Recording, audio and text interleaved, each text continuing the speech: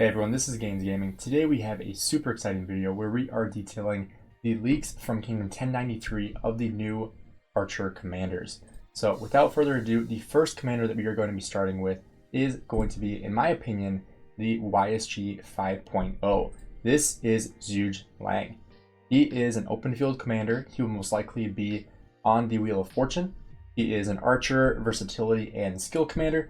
And today we are going to be detailing both of his skills and the other archer commander skills, Dido, who is the archer garrison commander.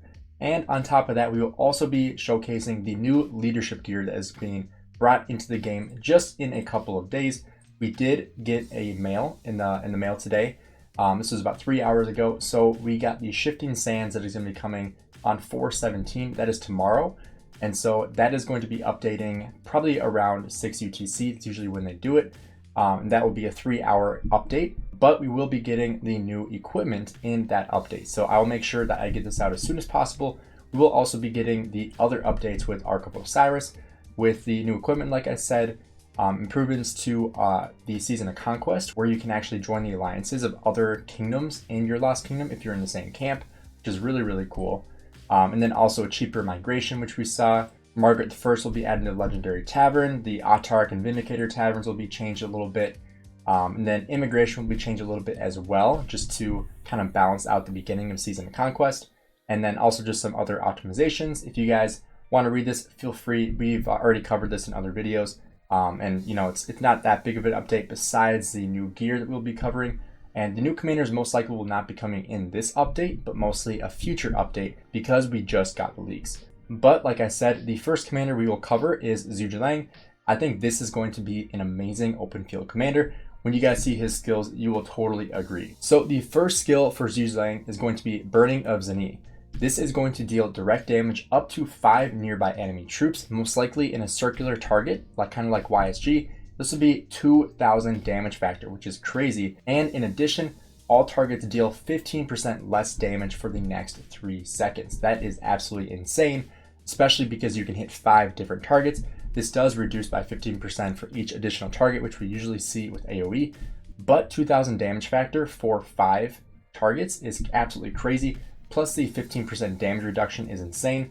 If we take a look at YSG, if we take a look at his kit here, he deals 1,700 damage factor to 5 enemy troops, but does not do any other debuff. But Zhuge Liang actually decreases the amount of damage that your enemy is able to inflict by 15% for 3 seconds. So already a step up on YSG here. So the next skill we have here is Borrowing Arrows. This is a passive skill. So archer units led by this commander gain 30% increased health and deal 5% extra damage.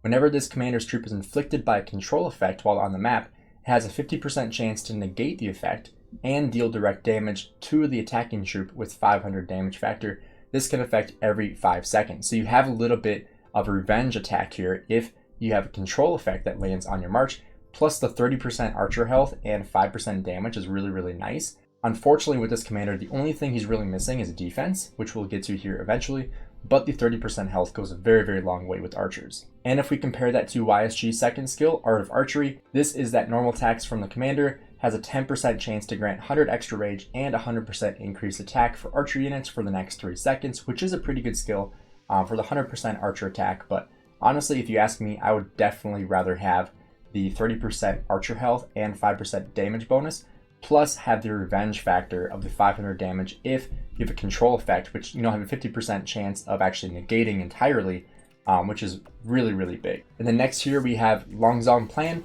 This is another passive skill. If this commander's troop contains only archer units, it deals 20% extra skill damage, which is crazy.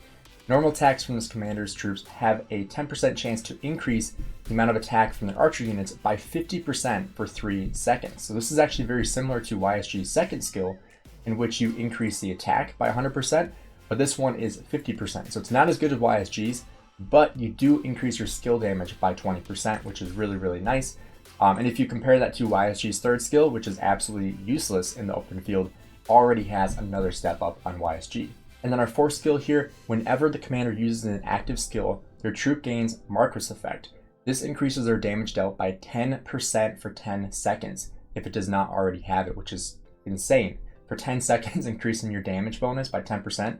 If their troop contains only archer units and has the Marquis effect, whenever this commander uses an active skill, they will consume the Marquis effect to deal direct damage to up to 3 nearby enemy troops. Damage factor 1500. Direct damage dealt through this method is not affected by any buffs to skill damage. So this is really, really cool. So you already have 10% extra skill damage for 10 seconds. And when you use your active skill to hit 5 nearby enemies, most likely in that circular AoE with your active skill, you will also deal an additional AoE damage to 3 nearby enemy troops, most likely in a fan shaped, for an extra 1500 damage bonus.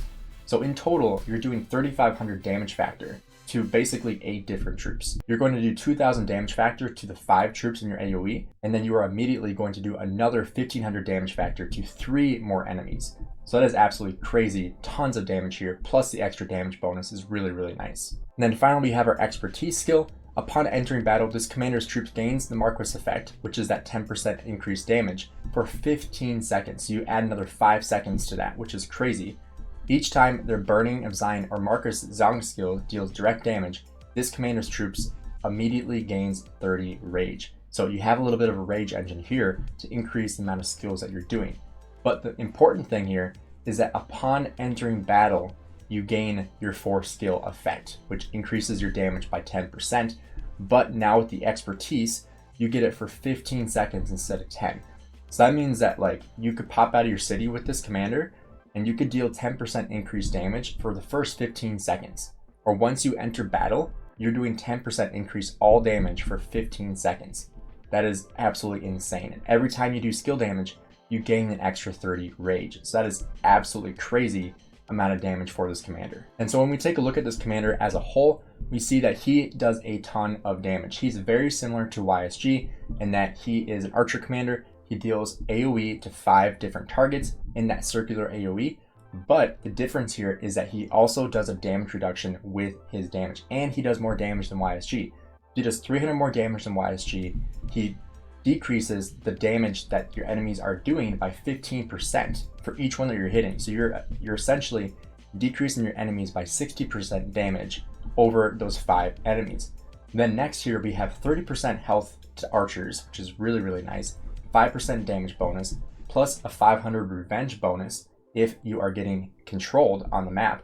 Plus you have a 50% chance to negate that effect entirely. And then we also have 20% skill damage, not as good as YSG's 50% skill damage, but still a good amount of skill damage. Plus you're getting the all damage that you have from the Barring Arrows passive skill and from the Force skill. So you are getting 10% plus 5% plus 20%. So you're really at 35% all damage, which is only 15% less than YSG. Then we also have that 50% archer attack, which is really, really nice. You have the extra damage factor after every single time you use your first skill. So you are actually dealing damage to 8 troops, not 5, not 3, but 8. And so you have the AoE from your initial skill in the circular AoE, and then you have your second AoE to 3 targets. So it's kind of like YSG's expertise plus his unexpertise, except you're doing it to 5 and then 3 different troops, which is really, really crazy. And then I think the craziest thing is that upon entering battle, you increase your damage by 10% immediately. And then once you use your initial skill, you gain more rage. So overall, this is a really like rage engine commander.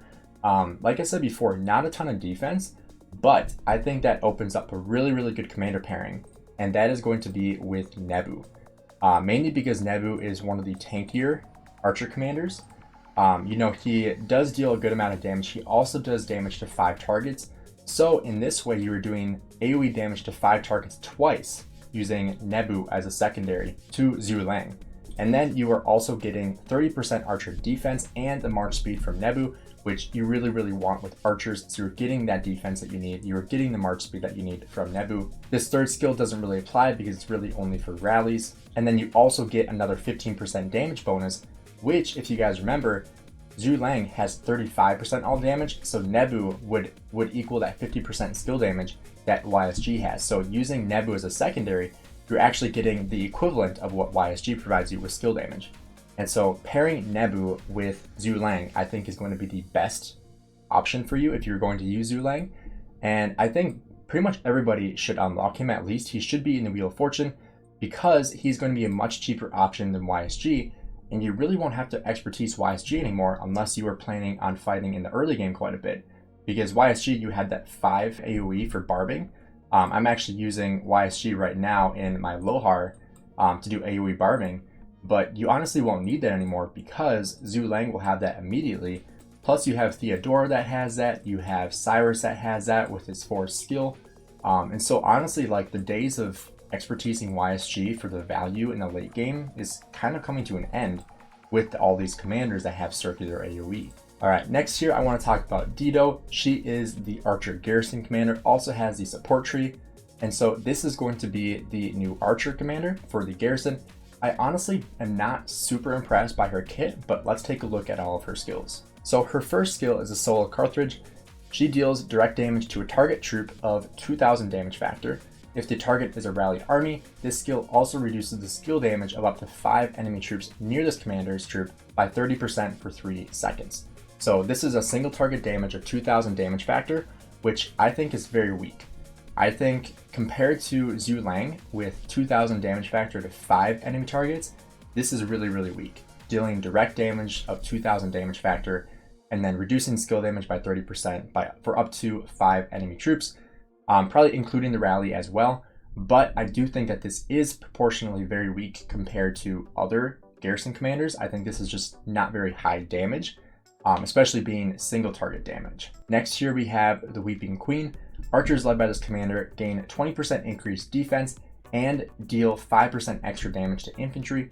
If this commander's troop contains only archer units, it takes 10% less normal attack damage. But let's be real, you are never only going to have one troop type in the Garrison, because you're going to have that one person that throws infantry or throws siege or throws calves in an archer Garrison. Even if you have a marker in there, you can't really count on it. And so when it comes to Garrison, you never really want to focus on having only infantry, only calves, only archers, because you just can't count on everybody doing that. So you can really take out this bottom skill here because you can't really count on it actually taking effect, unless you're doing testing, in which you can kind of control that, but that's going to kind of flawed because you're not always going to have all archers. But the 20% defense is pretty decent, and then the increased damage to infantry is also pretty good, but I would probably rather have that for cavalry because, you know, people aren't really going to rally infantry on an archer garrison anyway. They're going to use calves, and so it's not really a skill that you really need, because you're already going to be avoiding rallying this with infantry to begin with. And so the third skill here is Queenly Zeal. Archer units led by this commander gain 20% increased attack while garrisoned in a stronghold or your city. The normal attacks of this commander's troop have a 20% chance to increase the ambushed effect on the target troop for 3 seconds, which prevents the target troop from benefiting from the effect triggered by being surrounded. So this basically means that if your garrison is being surrounded, you have a 20% chance of not really being affected by being surrounded, which, as you know, when you get surrounded, it kind of just multiplies how much damage you're taking. And the more you're surrounded, the worse your trade is going to be. And so I feel like this is just going to reduce the amount of damage you're taking from that surround, which makes it a little bit more anti-swarm. But honestly, I'd probably rather have more counterattack damage than a 20% chance of being anti-swarm, because that is fairly low. So either having a higher probability or having just counterattack damage instead, I think would be a better fit for this. Next here we have the fourth skill, the Beacon of Byrsa. While garrisoned in a stronghold of your city, archer units led by this commander gain 20% increased health and reduce incoming skill damage by 15% once every 10 seconds. Not a huge fan of that, only once every 10 seconds, because that is very, very slow, in my opinion. The 20% health is also pretty low, considering on Zhu Liang we saw 30% for the archer health. And so I feel like this is also really, really low for the amount of stats that you're getting from this commander. And overall, like I said, I'm just not really like super impressed by this kit. Maybe with testing, we'll see something a little bit different. Let's take a look at the expertise skill as well. So archer units led by this commander gain 40% increased attack while garrisoned in a stronghold or your city. The normal attacks of this commander's troop have a 30% chance to reduce the target's troop defense by 40% and inflict the ambushed effect for 3 seconds, which prevents the target troop from benefiting from effect triggered by being surrounded. This effect can trigger once every 8 seconds. And so this is basically just increasing your attack, which is really nice. And the normal attacks of your commander has a 30% chance to reduce the target's troop by 40%. So you can reduce the rally by 40% defense, which is really good.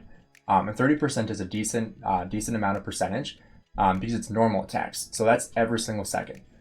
So essentially you have basically every 3 seconds, you can kind of count on the skill taking effect, or basically like every 3.3 seconds essentially, because it's 30%, which works out to be like once every 4 attacks. You should count on decreasing the target by 40% defense, which is really good. But with all that being said, I still don't think her kit is really good enough to become meta. And archers have never really been the garrison meta either, especially because, you know, cavalry is just so good at rallying. Archers are also really good at rallying, and they're just never really that great in defense. And so this commander doesn't really have any viability in the open field, I don't think. But I also don't think she's really going to be meta in any garrison format. Maybe if you are an archer main and you use her as your city garrison, it could be good, because, you know, it'll makes them use It makes them use cavalry, but they're probably going to use cavalry anyway. But overall, I just don't think she's that great of a commander. As opposed to Zhu Liang, I think is going to be the new meta for the open field. In my opinion, I think he's very, very good. Especially if he's paired with Nebu, I think he's going to be absolutely fantastic. But if you really, really want a full nuke commander pairing, you could use Zhu Liang with YSG and basically have 2 YSGs at once, but you're going to get absolutely wrecked in the open field. So if you want to have a good open field pairing, Zhu Liang with Nebu is 100% the way to go. And then finally here, I want to finish off with the leadership gear that we saw earlier in that mail. So here is a leak from 1079 once again. This is the Garb of the Glorious Goddess. This is the set that you're looking for the leadership gear. And so we can see the weapon slot has all troop attack. So this is really interesting because it's not just one singular troop, but it's all troops. So this is all for mixed.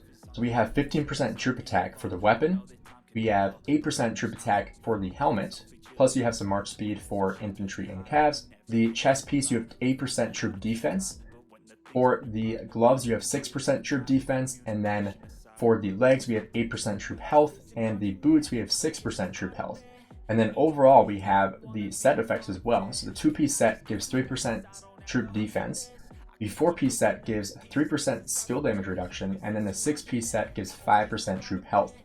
So honestly, this is pretty good if you're running like a mixed garrison, because this works for everything. So if you're using like a YSS, in like a flag or something, like this could be really good for, you know, having mixed troops. This makes it so that you can really be flexible with what kind of troops you're using in your garrison, because, you know, it's going to affect everything. Whereas every other set is like all infantry or all calves or kind of mixed infantry calves. You know, it's usually all for 1 or 2 troop types. It's never for 3 or more. And so this allows you to have all 4 troop types allowed to gain the effect from these percentages. So this is actually pretty decent for those mixed garrisons, but honestly, I would not recommend anybody do this unless you are a whale who is going to be garrisoning those mixed flags or mixed forts or anything like that. Or for your city, this could be a good city defense as well because it applies for everything. But obviously the stats are a lot lower than the other options you could go for. But then again, they do apply for all of your troops. If you guys enjoyed this video, please drop a like and subscribe. Let me know down below what you guys think about the new commanders, which ones you like the best. If you guys like Zhu Liang, if you like Dido, what your guys' thoughts are on the leadership gear here as well. If you're planning on crafting any of this. Like I said, my personal opinion, I'm not a huge fan of Dido, but I absolutely love Zhu Liang. I do have a lot of gold heads, and so I will potentially be looking into Zhu Liang because he is looking really, really good. And I do have over 1,100 gold heads to invest.